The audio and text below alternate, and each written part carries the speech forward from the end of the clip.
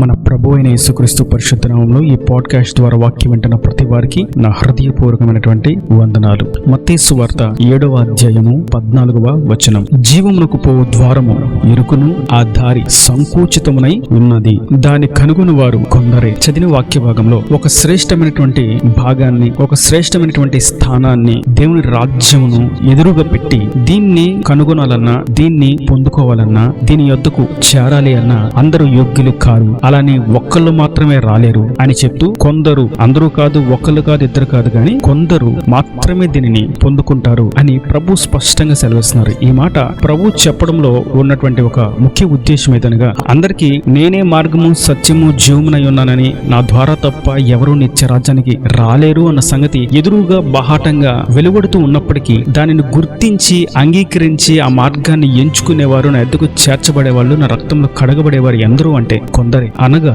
అక్కడ జనులు చూస్తున్న వారందరికీ కూడా ఇది సత్యము, ఇది జీవము, ఇది మార్గము, ఇది మనకు శాంతిని, నెమ్మదిని, సమాధానాన్ని కలుగు చేస్తుంది అన్న సంగతి వాస్తవము తెలుసుకొని కూడా దానిని పట్టుకోవడానికి, దాని యొద్దకు చేరడానికి, దాన్ని కనుగొని సొంతం చేసుకోవడానికి రాలేరు. అందుకే ప్రభు అంటున్నారు, కొందరు మాత్రమే దాన్ని గుర్తిస్తారు, కొందరు మాత్రమే దాన్ని ఎన్నుకుంటారు. ప్రభుత్వం వారు ఇచ్చేటువంటి ఉద్యోగాలు వందలున్నా వేలున్నా అందరూ వచ్చిన వారందరూ కూడా ఆ ఉద్యోగాల కొరకు ఎంతమంది అయితే అప్లై చేస్తారో అందరూ పొందుకోలేరు ఆ ఉద్యోగాన్ని, కానీ కొందరు మాత్రమే ఆ ఉద్యోగాన్ని పొందుకుంటారు. కారణం ఏమిటి అన్న విషయాన్ని మనం గుర్తించినట్లయితే, ప్రభుత్వం వారు ఇచ్చేటువంటి ఉద్యోగాల్లో నియమ నిబంధనలు ఇస్తారు. ఆ ప్రకారం ఆ క్రైటీరియాలో ఉన్న వాళ్ళు మాత్రమే ఆ ఉద్యోగానికి అర్హులుగా మార్చబడతారు. దాని అర్థం ఎంతో మంది వచ్చినప్పటికీ ఆ ఉద్యోగాన్ని పొందుకోవడానికి ఎవరైతే అర్హులో ఆ అర్హులు మాత్రమే ఆ ఉద్యోగాన్ని పొందుకుంటారు, ఆ స్థానాన్ని పొందుకుంటారు అనేది వాస్తవం. ఇక్కడ కూడా ప్రభు ఎందరో, చాలా మంది వాక్యం వినడానికి, చాలా మంది మందిరాలకు, చాలా మందికి క్రీస్తు అనేటువంటి మాట తెలుసు, చాలా మందికి రక్షణ అంటే ఏంటో తెలుసు, చాలా మంది రక్షణ తీసుకున్న వారు ఉంటారు. అయితే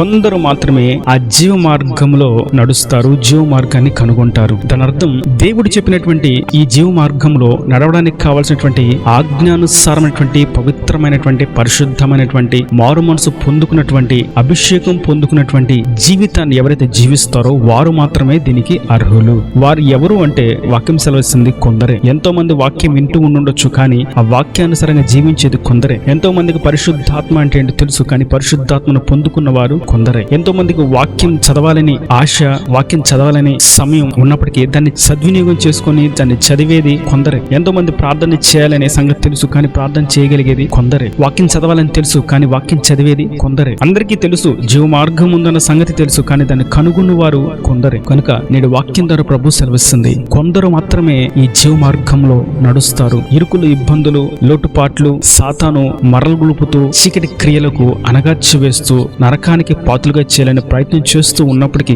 ఈ జీవ మార్గంలో నిలిచి ఉండేది ఎవరు అంటే కొందరే. ఇంకా మాట్లాడితే ఈ మాటలో మనం చూస్తాం, ఆ మార్గం సంకుచితమై ఉన్నది. సంకుచితము అనగా ఇరుకుగాను అంటే, మరియు విశాలంగా లేనిదిగాను అంటే, మనం నడవడానికి ఎంతవరకు కావాలో అంతవరకే. ఒక మనిషి నడవడానికి ఎంతవరకు కావాలో అంతవరకు ఉంటే దాన్ని ద్వారం అంటారు. మరియు ఇంకొక మనిషి పట్టడు కాబట్టి ఆ మనిషి వరకే సరిపోతారు కనుక ఇది సంకుచితంగా ఉంది, మీరు నా వెనక రండి, నేను వెళ్ళిన తర్వాత రండి అనేటువంటి మాటను సంబోధిస్తాం. కారణం ఏంటంటే అది ఇద్దరికి సరిపోదు, ముగ్గురు వెళ్తే సరిపోదు, గుంపుగా వెళ్ళాలంటే సరిపోదు, ఒక్కళ్ళే వెళ్ళాలి. దీని అర్థం ఎవరి రక్షణ వాళ్ళదే. ఈ సంకుచితమైనటువంటి మార్గంలో ఎవరి రక్షణను, ఎవరి కిరీటమును, ఎవరి వస్త్రమును, ఎవరి ఆధ్యాత్మిక స్థితిని, ఎవరి అభిషేకమును వాళ్ళే కాపాడుకోవాలి. మనతో పాటు మన ప్రార్థన చేసి మా కుటుంబీకులందరినీ తీసుకొచ్చేద్దామంటే కుదరదు. వారు తాగుబోతులై ఉంటే వారు రారు, వారు మోసగాళ్ళై ఉంటే రారు, వాళ్ళు కల్మషంతో నింపబడిన వారైతే రారు. ఒకవేళ మనం ఆ సంకుచిత మార్గంలో నిలబడి మనం నడుస్తూ ఉన్నప్పటికీ మన భక్తిని బట్టి, మన ప్రార్థన బట్టి వాళ్ళు పరలోక రాజ్యానికి రాలేరు. ఈ సంకుచితమైనటువంటి మార్గంలో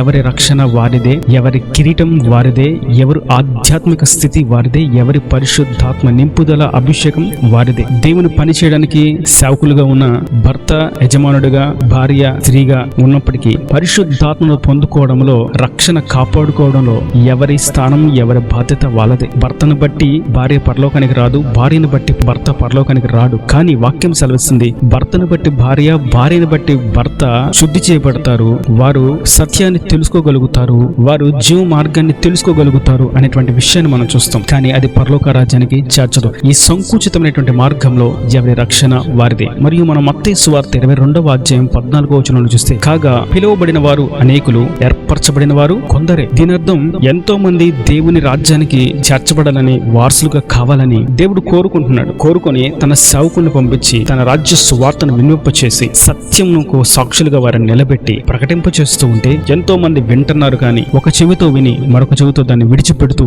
ఉండుట పట్టి పిలువబడిన వారు ఎంతో మంది ఉన్నప్పటికీ, వాక్యాన్ని వినేవారు ఎంతో మంది ఉన్నప్పటికీ ఏర్పరచబడిన వారు కొందరే. దేని కొరకు ఏర్పరచబడిన వారు అంటే యెజ్రా గ్రంథం 2వ అధ్యాయం 68వ వచనం 69వ వచనంలో చూస్తాం. కుటుంబ ప్రధానులు కొందరు యెరూషలేములో నుండి యెహోవా మందిరమునకు వచ్చి దేవుని మందిరమును దాని స్థలంలో నిలుపుటకు కానుకలను స్వేచ్ఛార్పణములుగా అర్పించిరి. పని నెరవేర్చుటకు తమ శక్తి కొలది ఖజానాకు 16,300 తులముల బంగారమును 2,50,000 తులముల వెండిని యాజకుల కొరకు 100 వస్త్రములను ఇచ్చిరి. ఇక్కడ చూస్తే ఈ వచనంలో కొందరు మాత్రమే యెరూషలేములో యెహోవా మందిరానికి వచ్చారు. అంటే పిలువబడిన వారు అనేకులు, కానీ ఏర్పరచబడిన వారు కొందరే దేవుని మందిరానికి వచ్చారు, మందిరంలో స్థిరపరచబడ్డారు. మందిరానికి అనేకులు వస్తూ ఉన్నప్పటికీ, దేవుని వాక్యాన్ని వింటూ ఉన్నప్పటికీ సంఘంలో స్థిరపరచబడేది కొందరే. మరియు వారిలో ఆ కొందరు మాత్రమే దేవుని కొరకు స్వేచ్ఛార్పణములుగా అర్పణములు అర్పించువారు, శక్తి కొలది తమ సామర్థ్యత కొలది దేవుని పనిలో అన్ని విధాల పరిచర్య చేయవారు కొందరే. మరియు మత్తయి సువార్త 21వ అధ్యాయం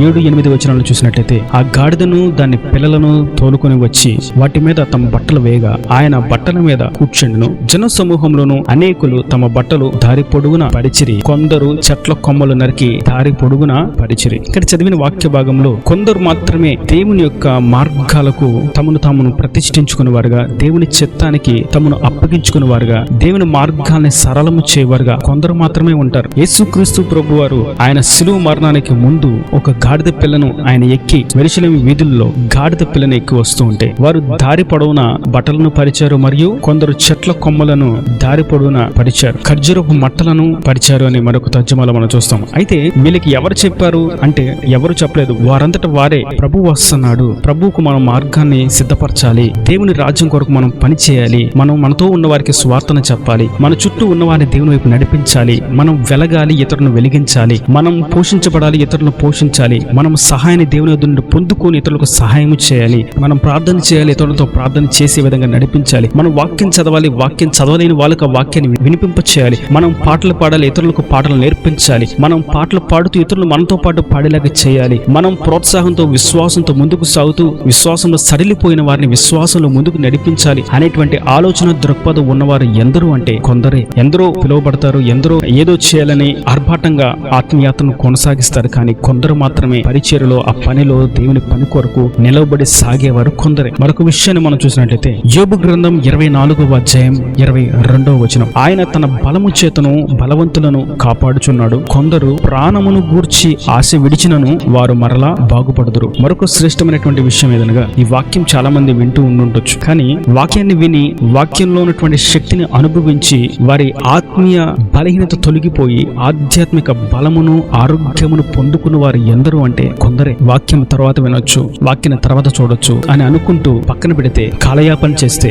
ఆ కొందరిలో వారు ఉండకపోవచ్చు. కానీ వాక్యం విని దేవుని చిత్తానుసారంగా జీవించాలి, దేవుని కొరకు నడవాలి, పరలోక రాజ్యానికి నేను వారసురాల్ని అవ్వాలి, నా కుటుంబాన్ని వారసులుగా చెయ్యాలి, నేను అట్టి మార్గంలో నడుస్తూ వారు నడిపించాలనేటువంటి ఆలోచన దృక్పథంతో ఉన్న వారికి ప్రభు సెలవిస్తున్నటువంటి మాట, వారు ఎన్నో ఇరుకు ఇబ్బందుల్లో ఉన్న ఇక నా జీవితం ఇక్కడతో ముగించబడుతుంది, నా జీవితం ఇక్కడతో అయిపోయింది, నాలో ఏ వెలుగు లేదు, నాకు ఏ సంతోషము లేదు అనే బాధ దుఃఖముతో, గుండె నిండా మానని వేదనతో, కంటి నిండా నీటితో, నిద్రలేని రాత్రులతో జీవితాన్ని కొనసాగిస్తున్న వారితో ప్రభు సెలవిస్తున్నారు, మీరు నా మీద ఆశ పెట్టుకుని ఉన్నారు కనుక, నన్ను విడువక మీరు నా మార్గములు నిడిచి ఉన్నారు కనుక, ఆ సంకుచిత మార్గములో మీరు ఇటు అటు కుడి ఎడమలకు తిరగక తిన్నగా మీరు నడుస్తున్నారు కనుక, మీ ప్రాణం ఇక అయిపోయింది, మీ జీవితం ఇక్కడతో అయిపోయింది అని అనుకుంటున్నప్పటికీ మీరు ఆశ విడువక ఉన్నారు కనుక నేను మిమ్మల్ని మరలా బాగు చేస్తాను. ఎందరిని బాగు చేస్తావు ప్రభు అంటే ఆయన అంటున్నారు కొందరిని మాత్రమే. ఎందుకని కొందరంటే ఆ కొందరు మాత్రమే దేవుని కొరకు సాక్షులుగా నిలబడ్డారు. అందరూ వాక్యం విని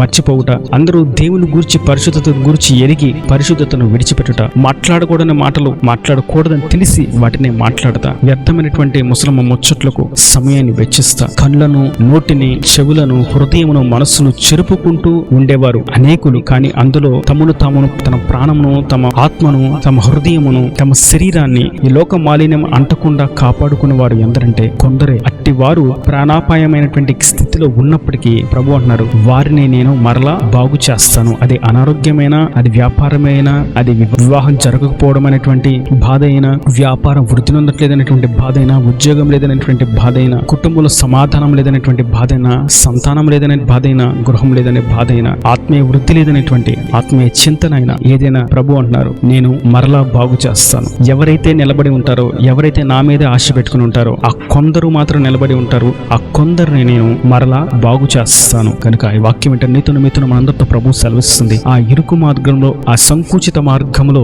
పిలువబడి ఏర్పరచబడి ఆయన కొరకు ఆశతో నిలబడిన వారిని ఆయన దాటిపోక మరలా బాగు చేస్తాడు. నిత్య జీవానికి వారసులుగా చేస్తాడు. ఆత్మశక్తి చేత నింపి సంపూర్ణంగా మార్చి పరలోక రాజ్యానికి మనల్ని యాజక సమూహంగా చేస్తాడు. ఈయన దేవుని మాటలు ప్రతి ఒక్క హృదయంలో నీరు కట్టి ఫలింపు చేయగాక. ఆమేన్. God bless you. తలలు వంచి కన్నులు మూసేట మీ కొరకు చిన్న ప్రార్థన. ప్రేమ స్వరూపీకరణ కటాక్షంగా తండ్రి నా ప్రభు ఈ వాక్యాన్ని ప్రతిబట్టి మీరు జ్ఞాపకం చేసుకోండి. మంచి ఆరోగ్యాన్ని, క్షేమాన్ని కాపుదలు దయచేయండి. నీ జీవ మార్గాన్ని కనుగొని వారు కొందరు, మరియు పిలువబడిన వారు అనేకులు, ఏర్పరచబడిన వారు కొందరు, నీ పరిచర్యలో, నీ పనిలో ముందుకు సాగువారు, తమను తాము ప్రతిష్ఠించుకుని వారు, తమ గుప్పిల్ని విప్పువారు, సంతోషముతో సత్క్రియలు చేయవారు కొందరు, మరియు నీ ఎద్దు నుండి ఆశీర్వాదం పొందుకొని బాగుపడేవారు కొందరు అని మీరు సెలవిచ్చినటువంటి నీ మాటలను బట్టి నీకు స్తోత్రం తండ్రి. ఎంతో మంది ఉన్నప్పటికీ వారిలో కొందరిని మాత్రం మీరు ఏర్పరచుకున్నారు. నీ పని కొరకు వాక్యాన్ని ఇతరులకు పంచే విధంగా, సువార్తను ఇతరులకు అందించే విధంగా, ఇతరుల కొరకు ప్రార్థన చేసే విధంగా, నీ సత్య మార్గంలో, జీవ మార్గంలో నిలిచే విధంగా కొందరు మాత్రమే ఉన్నారని, వారిని మీరు విడిచిపెట్టలేదని, ఆ కొందరిలో మీరు ఉండాలి అని మీరు స్పష్టంగా మాతో మాట్లాడినందుకు నీకు స్తోత్రం చెల్లించుకుంటూ, వాక్యమైన ప్రతి వారిని కూడా ఆ కొందరిలో వీరు కూడా ఒకరుగా ఉండినట్లుగా ఆశీర్వదించి నిండాలుగా దీవించి పరలోక రాజ్యానికి వారసులుగా, హక్కుదారులుగా చేసుకోమని యేసు పరిశుద్ధ నామములో వేడుకుంటున్నాను తండ్రి. ఆమేన్.